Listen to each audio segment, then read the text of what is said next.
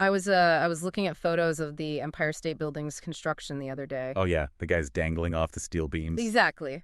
Zero safety harnesses, just eating lunch 1,000 feet up. But the thing that really hit me was, well, there are no computers. Right. If you walked into the engineering office that actually designed that beast, you wouldn't hear, a single server fan.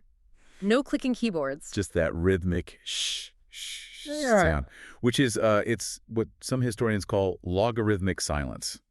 Because for about 350 years, that quiet sliding of wood and bamboo, that was the soundtrack of the industrial world. Right, because we're talking about the slide rule, or the slipstick, as the old school engineers called it. The slipstick, yeah. Yeah. It wasn't just a ruler. It was essentially the primary analog computer for centuries. And for this deep dive, we really want to unpack how this simple piece of wood bridged the Industrial Revolution and the space race. Because if it was engineered before the 1970s, it was calculated on a slide rule. So let's get into the mechanics of this genius. Because I've seen these things in museums, and honestly, it looks like a ruler having a midlife crisis. Just numbers everywhere. Everywhere, just crammed together.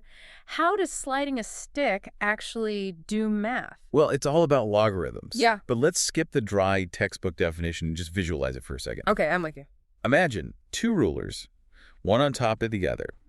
But the numbers aren't spaced evenly like on your normal tape measure. They get crunched closer together the higher they go. Got it. So if you want to multiply 2 by 3, you slide the top ruler so its start line, the 1, aligns with the 2 on the bottom ruler. Okay. Then you just look over the 3 on the top ruler and look directly down. And it aligns perfectly with 6 on the bottom. Oh, wow. So you haven't really done multiplication. No, you've physically added the length of the number 2 to the length of the number 3. That is incredibly clever. You're turning complex multiplication into simple physical addition. Exactly. John Napier figured out the math way back in 1617, and William Otridge built the actual device shortly after. But there is a massive catch. Oh. The slide rule does not give you the decimal point. Wait, what? It only gives you these significant digits. So if you multiply 2 by 3, it shows 6.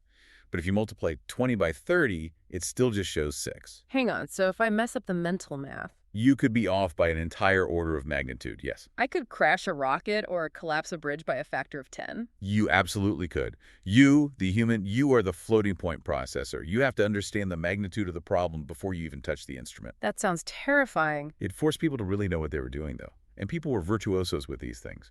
By the 1950s and 60s, this was the ultimate symbol of the engineering profession. Right, I mean, Wernher von Braun used them for rocket trajectories. Yes, and Buzz Aldrin famously took a Pickett N600 ES slide rule to the moon on Apollo 11. Which is just the ultimate backup plan. A piece of aluminum and plastic in case the guidance computer fried. And it worked. It was reliable precisely because it was simple. It's amazing that a stick basically helped land a spaceship. Which is kind of ironic considering how fast we're moving toward completely automated digital systems today. We really are.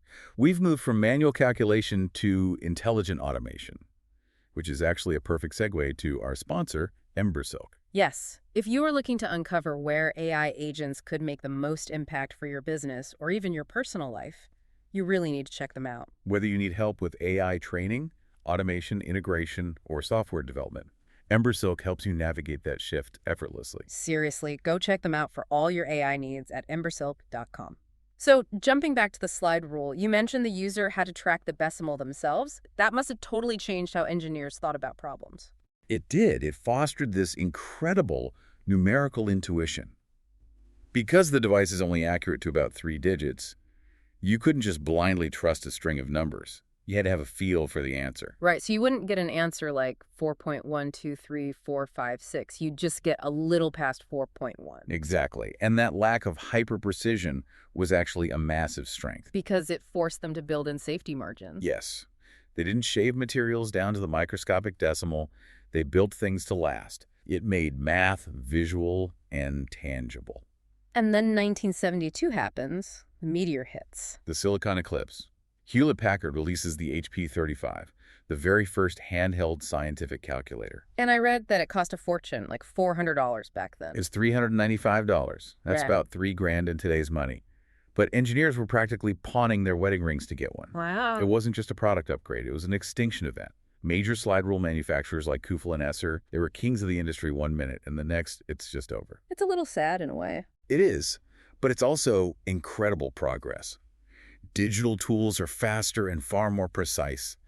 But the real legacy of the slide rule era is that intuitive feel for the numbers. Right. The best engineers today still have that. They use AI and supercomputers, but they know instantly when an output looks wrong because they understand the deep structure of the problem. I love that. So we didn't lose the intuition, we just scaled it up. We freed our brains from the drudgery of manual calculation so we could focus on the bigger picture. We stood on the shoulders of the slide rule to reach for the stars, and now our digital tools are going to help us go even further. That is such an inspiring way to look at it. The tools evolve, but human curiosity just keeps driving us forward. If you loved this deep dive and want to keep exploring the wonders of the universe with us, please make sure you're subscribed to Intellectually Curious. And hey, leave us a 5-star review if you can. It really does help get the word out. Thanks for tuning in.